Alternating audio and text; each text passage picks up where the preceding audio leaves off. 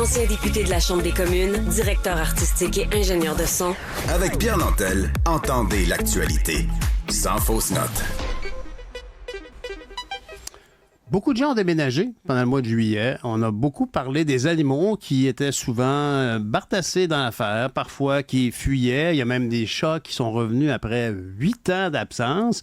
Et dernièrement, on a aussi entendu parler de gens qui tiennent encore à faire dégriffer leurs chats, même si c'est devenu illégal au Québec. On en parle avec une vétérinaire, une médecin vétérinaire et bioéthicienne, j'aime le terme, Caroline Kilsdonk. Bonjour, Mme Kilsdonk. Bonjour.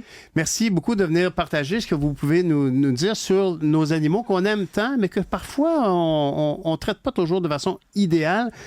Cette histoire de dégriffage des chats, depuis quand est-ce qu'il est illégal de dégriffer un animal au Québec? Le règlement est entré en vigueur en février. Donc, c'est très récent. C'est très récent. C'est vraiment très récent. C'est sûr que le règlement avait été annoncé, publié et tout. Là, vous connaissez le processus législatif avant, mais il est vraiment entré en vigueur seulement en février. C'est vraiment très récent. Ça cause encore beaucoup de réactions. Ah oui? Oui. Ah, c'est intéressant, ça. Mais moi, je dois dire que j'étais sous l'impression que c'était interdit depuis plus longtemps. Probablement que les vétérinaires nous disaient c'est pas une bien bonne idée de faire ça, ça fait mal à l'animal, ça lui enlève un instinct naturel aussi, j'imagine. Exactement. Donc, je vous dirais, la majorité des médecins vétérinaires, depuis de nombreuses années, il y en a beaucoup qui refusaient complètement d'en faire. Puis, il y en a un bon nombre qui en faisaient, mais qui prenaient toujours le temps de faire valoir les alternatives et d'expliquer aux clients les avantages de laisser les griffes au chat pour son bien-être. Mais il en restait qui en faisaient là, quand même un bon nombre, puis la population le demandait beaucoup encore. Bien, honnêtement, n'importe qui est propriétaire d'un meuble peut savoir quand même qu'un chat, souvent, ça veut faire ses griffes. Parfois, ça fonctionne pas toujours, l'herbe à chat. Hein? Il y a des trucs qui peuvent aider. Parce que, oui, on parle de gens donc, qui se sont fait pincer à aller en Ontario, enfin, en tout cas, à tout le moins par un journaliste. Mais ultimement, quelle est l'alternative au dégriffage du chat? Alors, dans le fond, là, ce qu'on est en train de faire valoir, on est en train de faire valoir que si on veut vivre avec un chat, il faut qu'on vive avec un animal qui a ses besoins et il faut être prêt à faire ces sacrifices-là. Alors, ceux qui sont pas prêts à les faire, dorénavant, vont devoir vraiment y penser avant d'adopter un animal. Alors, les alternatives, le premier, c'est vraiment de tailler les griffes. Ça, c'est un must. On parle parfois des petits capuchons qu'on peut mettre au bout des griffes. Je vous arrête tout de suite. Oui. Couper les griffes, donc tailler les griffes, comme couper les ongles chez un humain. Oui. En faisant ça, on évite que le chat ait besoin d'user ses griffes. Pourquoi on dit ça? C'est juste qu'ils vont faire moins de dommages. Ah, OK. On n'évite pas le besoin. Le chat, c'est un besoin qu'il a là, de faire ses griffes. C'est un comportement normal. Et puis, même si ses griffes sont taillées, il va continuer à le faire. Mais ça fait Par moins contre, de dommages. il va faire moins de dommages, OK, exactement. d'accord. C'est beaucoup moins pointu, là. Une griffe coupée. C'est très pointu. Hein? Mais, et d'ailleurs, c'est une opération. C'est comme n'importe quoi avec un chat. Quelqu'un va vous dire, ah oui, as-tu déjà essayé de donner une pilule à un chat? C'est vrai que c'est compliqué là-dessus, mais donc, c'est une opération qui limite les dégâts. Est-ce que, par exemple, moi, je connais des gens là, dont les animaux ont littéralement bousillé, scrappé le mobilier. Ouais. Est-ce qu'il y a moyen... Je veux dire, qu'est-ce qu'on fait avec une... Est-ce que, par exemple, on pourrait installer un panneau comme en paille sur un meuble? Est-ce que c'est des produits qu'on peut acheter? Il y en a de toutes sortes. Il y a ça chez nos vétérinaires, la d'ailleurs. difficulté, oui, mais principalement en animalerie. Là, Okay. Beaucoup de cliniques vétérinaires maintenant ont des petites boutiques, mais c'est ça, mais vous avez beaucoup d'autres commerces aussi. Et il y en a toute une variété. Et là, la difficulté, c'est de trouver celui que votre chat va vraiment aimer. Ah. Et celui qui va être plus attrayant. Ils sont compliqués, ces petits animaux-là. Alors, c'est ça. Bien, c'est important aussi de la localisation. C'est important de le mettre dans un endroit passant ou qui est très accessible. Oui, pas au fond, en arrière de la laveuse. Il va vouloir faire ça devant vous pour vous montrer qu'il est bel et bien un félin, puis qu'il y a des griffes, puis qu'il est bien hot. On peut lui prêter des intentions, mais le fait on est chez lui, de toute façon. Le fait est, objectivement, on observe que si l'objet qui est plus accessible et qui est attrayant, c'est celui-là qui va utiliser. Alors, c'est ça. C'est vraiment les principales alternatives là, qu'on a. C'est sûr que de le stimuler, le chat, lui donner beaucoup d'activités, je vous dirais, à mesure qu'on fait progresser le bien-être animal, ça devient plus exigeant d'être un propriétaire d'animal.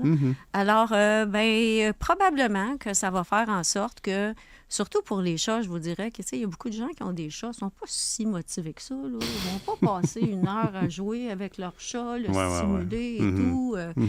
Alors, moi, je me pose la question. Est-ce qu'on va avoir des taux d'adoption moindres? Moi, je m'occupe d'un refuge dans le moment, là. Je dirige un refuge, puis je vois quand même beaucoup de gens qui disent « Ah, là, on peut plus faire dégriffer les chats, moi, j'en adopterai pas d'autres. » Vous croyez que ça va avoir une incidence importante? Vous avez déjà fait un refuge dans quel coin? Sorel. Comment ça s'appelle? J'habite sur la rive sud de Montréal, mais le refuge est à Sorel. On peut se poser la question, puis malheureusement, dans ce domaine-là, on n'a souvent pas de statistiques fiables. On ne sait même pas exactement combien de chats et de chiens on a au Québec. Là. Alors, tenir des statistiques sur ce genre de dossier-là, c'est pas facile. Caroline Kilsdonk, à titre de médecin vétérinaire et bioéthicienne, qu'est-ce que ça veut dire, bioéthicienne? J'ai fait une maîtrise en bioéthique. Et dans ma maîtrise, je me suis mais intéressée à de nombreux sujets. Alors, j'avais plein de cours comme bioéthique et santé publique, éthique de la recherche. Entre autres, parce que le programme ne couvrait pas spécifiquement nos relations avec les animaux. Mais c'est sûr que moi, dans le cadre de mes travaux, je pouvais m'intéresser à ces sujets-là. Parce que l'animal de compagnie, la statistique est surprenante. Au Canada et au Québec, on a un gros taux de gens qui vivent avec un animal. J'allais dire qui ont acheté un animal, mais qui vivent avec un animal. Et là, ce que vous évoquez, c'est que dans ces changements-là, relativement aux politiques de griffes, le chat est souvent adopté un peu... et c'est souvent le cas d'ailleurs dans des refuges. J'incite tout le monde à aller voir dans un refuge parce que, règle générale, quand on se procure un chat dans un refuge, il a eu le soin de base qui est la stérilisation, les vaccins et tout ça.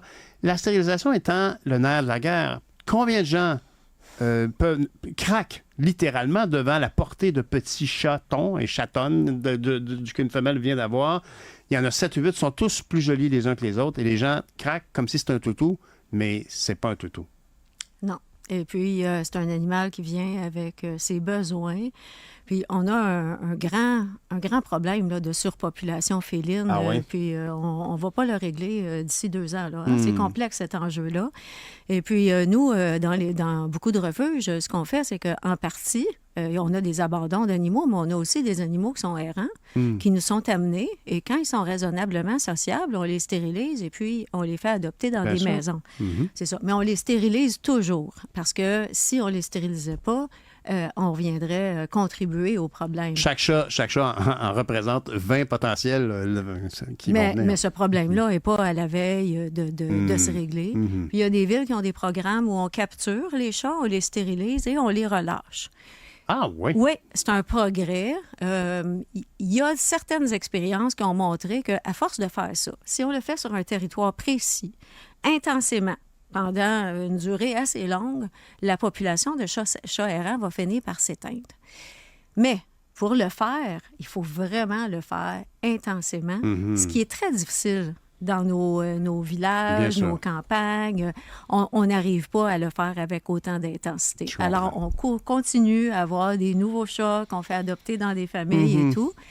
Et puis, je ne sais pas qu'est-ce qui va arriver avec le fait que peut-être qu'une partie de la population va être moins motivée à adopter des chats. En terminant, vous parlez de l'adoption des chats. On s'est parlé au tout début de notre entretien de ce chat qui est arrivé de Toronto après 8 ans ou 6 ans parti. Il est revenu. Il a reconnu sa famille. On peut mettre ça en italique, entre guillemets, je ne sais pas trop. Mais le nerf de la guerre ici, c'est le micropuçage. Ça, c'est pas tout le monde qui fait ça parce que ça, c'est quand même pas mal plus cher. Il y a l'injection de la puce et il y a un abonnement à un service de repérage, si je ne me trompe pas. Est-ce que c'est ça? Ah, généralement, Non? il n'y a pas de frais d'abonnement. Alors, non. C'est, Combien ça coûte, micropucer, un chat? Écoutez, il y a des cliniques de stérilisation à bas prix, là, souvent dans les refuges, là, autour de 40 Ah, pas plus que Parfois, ça. c'est subventionné par les villes et puis ça va être encore moins dispendieux. OK. Alors, non, c'est ça. Ça vaut la peine. Parce C'est qu'à ce sûr moment-là- qu'en clinique vétérinaire, étant une entreprise privée, là, parfois, c'est un petit peu plus dispendieux. Mais il y a certaines cliniques privées que je connais que quand on fait stériliser notre animal, ils disent c'est inclus dans le prix. Alors, on le fait d'emblée parce que c'est leur façon de contribuer à la cause que plus il y a d'animaux micropucés, Tout à mieux fait. c'est. Ouais. Caroline Kilsdonks, merci beaucoup. C'est vraiment fascinant. Et donc, de savoir que micropucer, c'est pas si cher. Localiser son animal avec son téléphone, ça peut coûter un peu plus cher, mais ça ne donne pas des résultats aussi magnifiques que ceux qu'on a vus du chat qui a été retracé. Oh, c'est un chat de brossard. Qu'est-ce qu'il fait à Peterborough? Merci beaucoup, Dr. Kilsdonk. Merci. Au revoir à la prochaine. Voilà, c'est ce qui m'a été à notre émission d'aujourd'hui. Je vous souhaite une bonne journée. On se reparle demain.